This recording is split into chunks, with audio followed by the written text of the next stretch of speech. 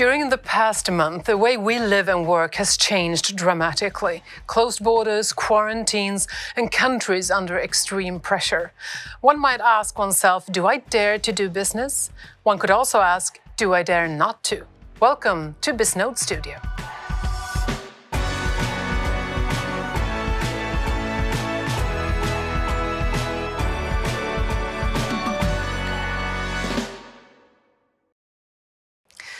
The full magnitude of the implications of the economy from corona is yet to be found out.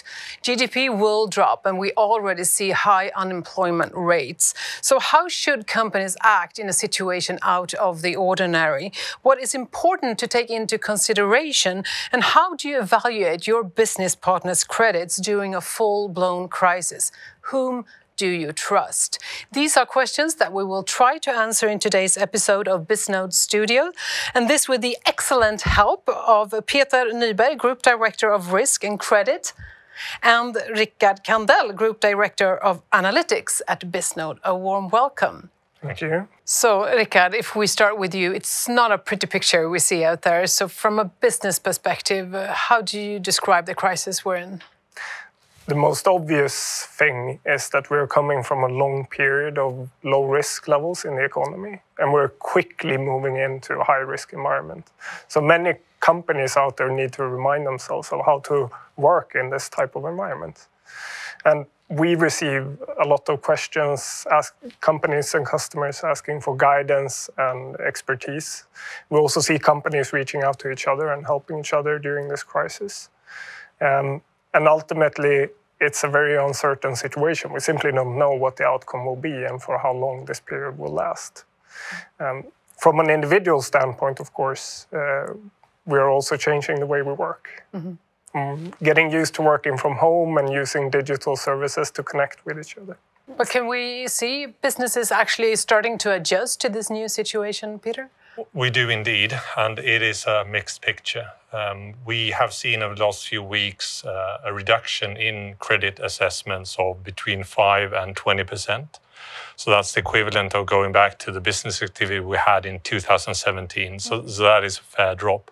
At the same time, it's of course important to remember that the vast amount of business does go on. We still have levels of 2017. It's easy to believe that everything just halted. It is easy to believe, but that is not what we're seeing. And in fact, we do see some positive news also. We saw an increase last week of about 5%, and it's difficult to tell, of course, but we're hypothesizing that part of the drop was not so much about the risky business, but it was about people trying to shift the workplaces from offices and face-to-face to sitting at home, working with family around them. And I guess we can all say that's not always easy.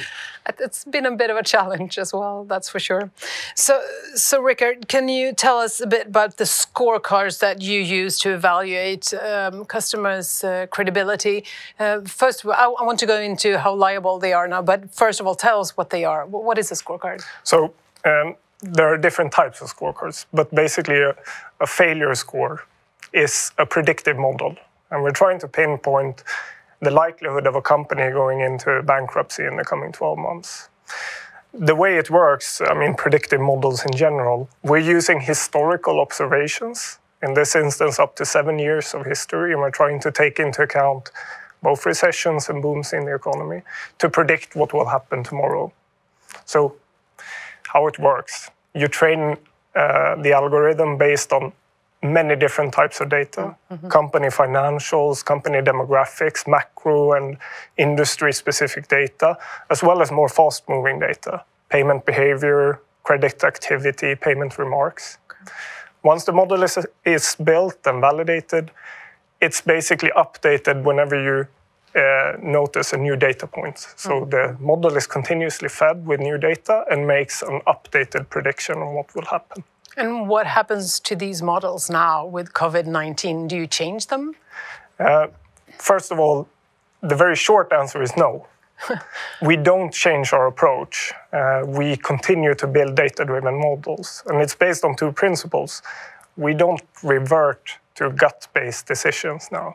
It's more important than ever to do data-driven approaches. Secondly, we have a responsibility in the market and in the overall economy.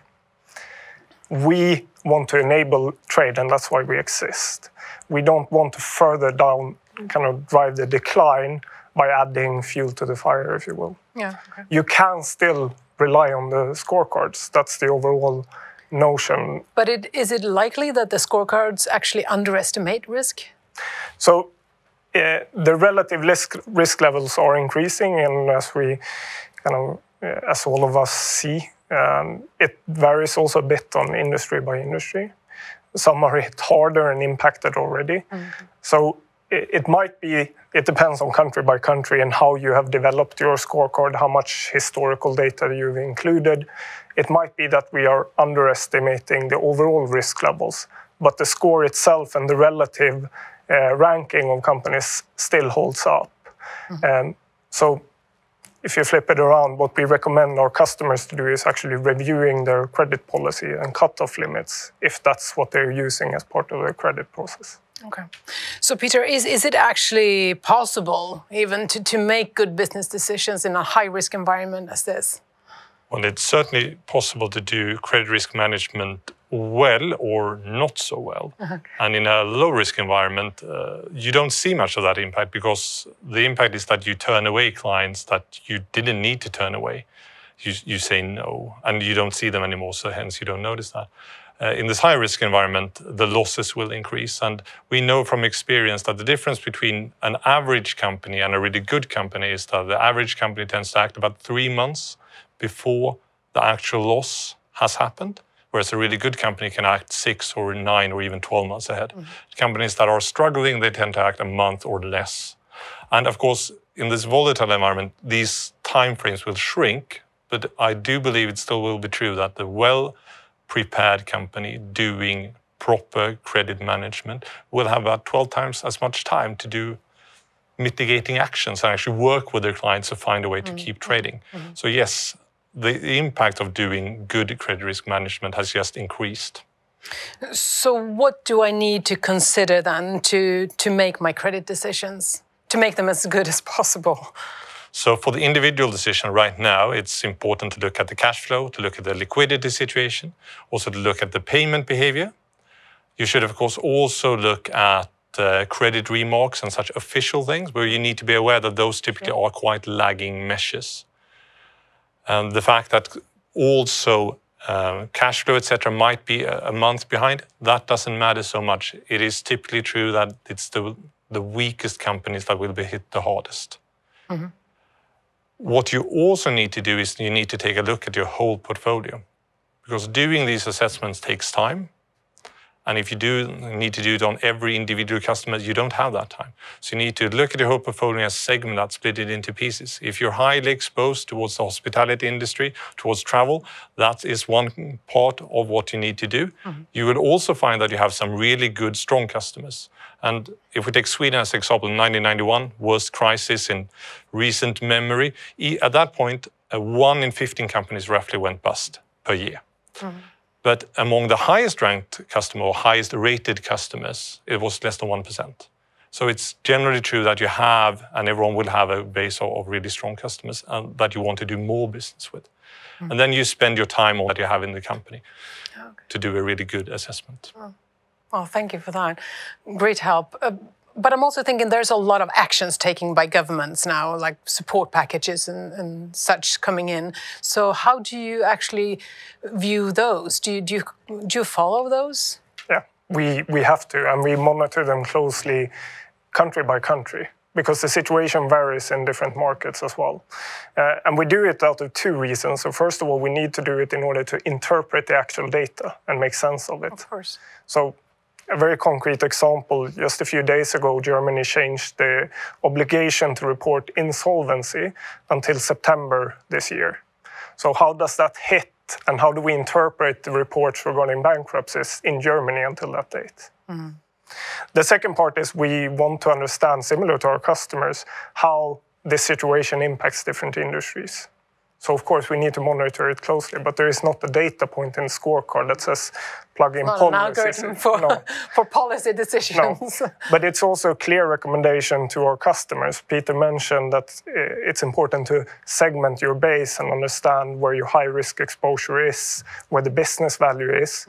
So if you have high risk exposure, for example, in hotels and restaurants or transportation industry, it's important to follow what the support packages and policies are related to those specific industries. So how would you say that this crisis, Peter, is different from, you mentioned 91, we also had a huge economic crisis in 2008. How does this differ? Well, quite obviously the difference is in 2008 we did not have a pandemic. But beyond that, and given that pandemic, it is really too early to say. But we can still learn from the global financial crisis of 2008. And we should look at the different scenarios for how that played out, which was very different for different markets, where, for instance, the US took essentially a 3-year step backwards in terms of GDP. But after having done that, they actually continued with the same growth rate annually. Sweden, Canada did even better. We had essentially a road bump. It was a fairly significant bump, but we actually bounced back.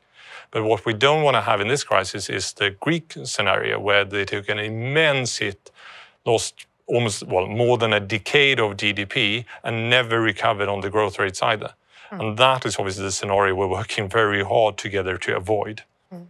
But you also had a great idea, I thought, when we spoke earlier, that you should use the talents from like the 90s crisis, because you meet them in your line of business, obviously. Yes, I've been privileged enough to meet a lot of credit risk managers, and I've noted there is a huge difference in terms of perspective if you meet someone who was around when there last was a real major macro crisis, vis-a-vis if you don't yet have enough grey hairs to actually be part of that.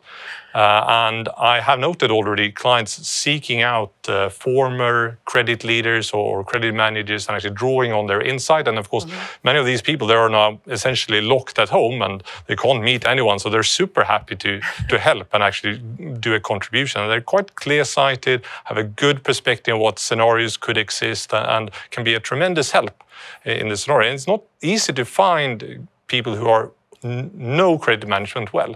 So use that. Yeah, excellent advice. So let's do some more advice. Could you hit me with your 5 best tips on what I should do right now to secure my business? Yes. So first, monitor your full portfolio. Not just a few of your customers and business models, the full portfolio. Use that to know your current risk and know how that compares to what level you can actually accept, so you don't go beyond that level. Then be data-driven, and as we talked about, segment your portfolio and then do different approaches for different segments. Strong clients, grow more with those. Weak clients, mitigate, find ways to work around it, change terms and conditions. There are many things you can do. Put your individual efforts in the in-between clients. Even accept that your automation, if you use credit automation, you need to take more manual decisions because otherwise you risk losing out on clients because average risk levels are increasing. Last, you need to spread an understanding in the company for what good credit risk management is about, because you will need to act swiftly and firmly. And this is not a competence that most organizations have spread out today. They haven't needed to. Not for 10 years, at least. No, the only exception is in fraud. And I guess that would be my last addition, that you need to watch out for fraud. Unfortunately, people will use the situation to test the systems. Of course. So would you add something to that list? I mean, it's a very good list. The only thing I would add is, of course, reach out, ask for help, ask for guidance. Peter gave a very good example of asking for, support from people who were part of prior economic crisis. But reach out and ask for help from expert networks. Ask you guys, obviously. Ask us. It might be too soon, but could we see any benefits actually coming out of the works being done now? What would you say, Peter? Yes. I agree. It is a bit early, or it feels a bit early, but change does come in 2 ways. And at some point, this crisis will blow over and things will start to improve. And if you are good at managing credit risk, you will realize that earlier than others. That means you will open up for new customer relationships and actually build those, and you will be first out of the gate, so to speak.